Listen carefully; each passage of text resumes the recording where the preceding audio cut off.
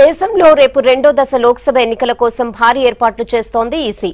ఇప్పటికే పోలింగ్ సిబ్బందికి సామగ్రి పంపిణీ పూర్తి చేసింది.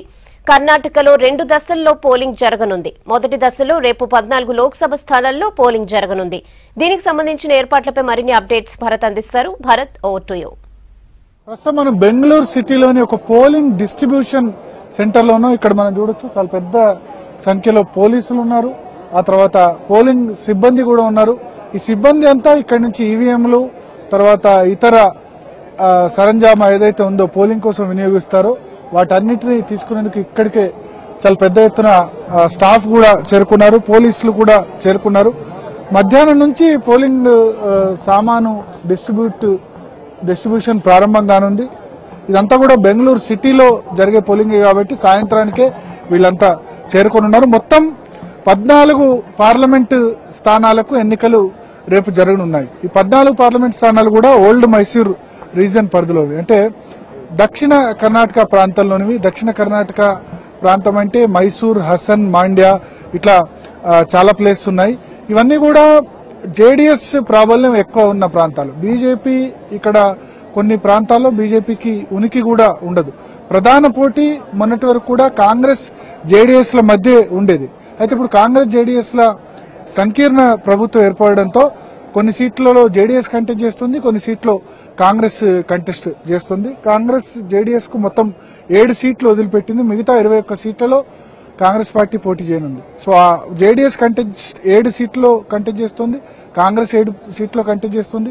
బీజేపీ 13 సీట్లలో 14 పార్లమెంట్ స్థానాలు రేపు పోలింగ్ జరగనున్న 14 పార్లమెంట్ స్థానాల్లో 13 పోటీ చేయబోతుంది. ఒక్క స్థానం మాండ్యాలో మాత్రం స్వతంత్ర అభ్యర్థి సుమలతకు సపోర్ట్ చేస్తుంది బీజేపీ. సుమలత వర్సెస్ కుమారస్వామి కుమారుడు నిఖిల్ కుమారస్వామి, వాళ్ళిద్దరి మధ్య చాలా రసవత్తర పోరు జరుగుతోంది. మిగతా 13 స్థానాల్లో కూడా బీజేపీ పోటీ చేస్తుంది. బెంగళూరు సిటీలో కూడా ఎలక్షన్స్ ఇవాళే దానికి సంబంధించిన ఏర్పాట్లు కూడా జరగనున్నాయి. రేపు పోలింగ్ జరగనుంది. సెకండ్ ఫేజ్ లో కూడా పోలింగ్ ఉంది. కర్ణాటకలో ఈసారి 2 ఫేజుల్లో పోలింగ్ ఏర్పాటు చేస్తున్నారు. ఫస్ట్ ఫేజ్ లో 14 పార్లమెంట్ స్థానాల్లో పోలింగ్ కండక్ట్ చేయనున్నారు. సెకండ్ ఫేజ్ లో మరో 14 స్థానాల్లో పోలింగ్ కండక్ట్ చేయనున్నారు. ఇక్కడ పోలింగ్ సిబ్బంది ఉన్నారు, ఒకసారి వాళ్ళతో మాట్లాడదాం. अब बताइए अरेंजमेंट्स कैसा है मैडम? बहुत अच्छी से किया है अरेंजमेंट्स, बहुत अच्छी से इधर पूरा रेडी किया है. पहले मैं 30 ईयर से वो चुनाव काम कर रहा हूँ.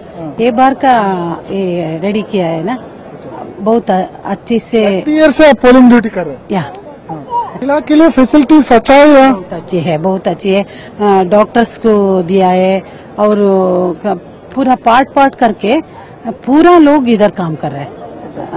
बहुत अच्छी से खाना और टॉयलेट्स और बैठने के लिए और खाने के लिए पूरा अच्छी से रेडी किया है. यहाँ जनरली गांधीनगर में आपको ड्यूटी है ना, तो जनरली पोलिंग अच्छा होगा या कुछ रिगिंग वगैरह कंप्लेंट्स आएगा? ये थोड़ा सूक्ष्म प्रदर्शन है. टेक्निक से काम किया तो कुछ प्रॉब्लम नहीं आता है. Thank you. సో ఇక్కడ మనం చూడొచ్చు, ఒక పోలింగ్ కోసం వచ్చిన స్టాఫ్ తన కూతురుకి తినిపిస్తుంది, ఫ్రూట్ కూడా తినిపిస్తుంది. చాలా మంది పోలింగ్ లేడీస్ కు స్టాఫ్ కూడా పడడంతో వాళ్ళ పిల్ల పాపలతో సహా వాళ్ళు వచ్చారు.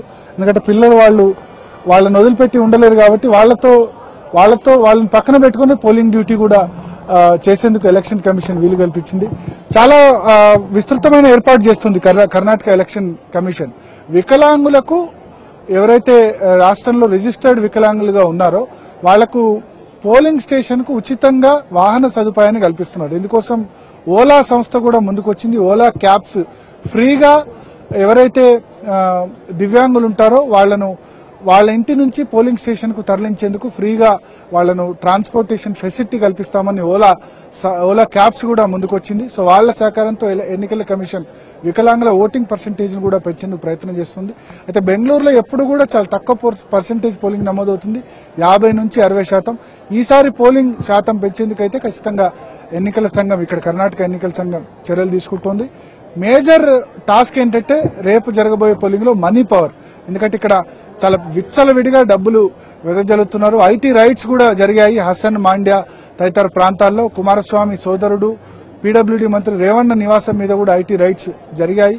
సో అల్టిమేట్ గా పోలింగ్ కైతే అన్ని ఏర్పాట్లు జరిగాయి. ఎటువంటి అవాంఛనీయ సంఘటన జరగకుండా అటు పోలీసులు ఇటు ఎన్నికల కమిషన్ కూడా ఏర్పాటు చేస్తుంది. కెమెరామెన్ బాలుతో భారత్ V6 న్యూస్ బెంగళూరు నుంచి.